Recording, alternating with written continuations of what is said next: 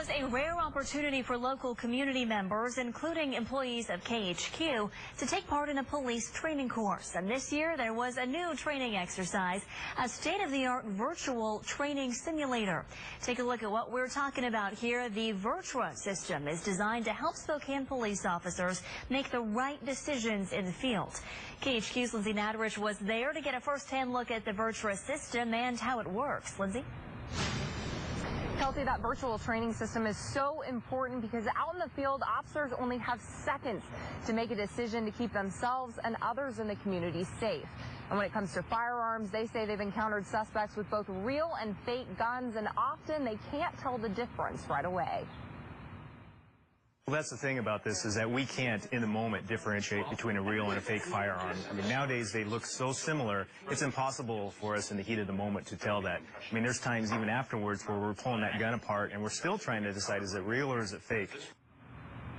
At today's training session, these guns were laid out across the table. Looking at them, it was hard to tell which guns were real and which guns were fake. So if it's hard to differentiate up close, it's even more difficult to tell from a distance. The fake guns often have an orange fluorescent tip, but police say suspects sometimes paint real guns to look like fake ones and vice versa. Because of that, officers have to assume someone is using a real firearm every time, which was the case last night in that 4-hour standoff. He had a backpack, and inside that backpack where he was reaching was a very realistic-looking fake firearm. So it just really represents the danger that officers can face when they're confronting an individual where we don't know what kind of weapons they might have. That's why the virtual training system called Virtua is so useful.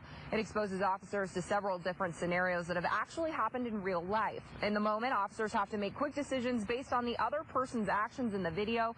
It's training that better prepares them to know how they can respond in a real-life situation.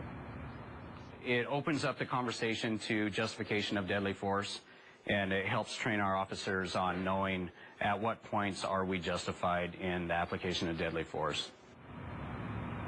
SPD says they do encounter a lot of fake firearms out in the field. So my question was, why would someone get a fake gun instead of a real one?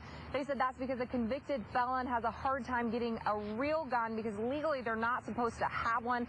So they often get a fake gun, which could have the same impact. Reporting live tonight, I'm Lindsay Nadarich, KHQ Local News.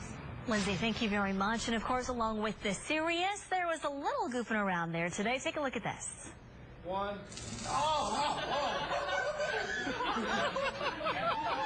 Poor guy. That's one of our producers, Josh Flug, being tased. The officers will allow people in good health to feel the power of a taser. However, this is not full strength.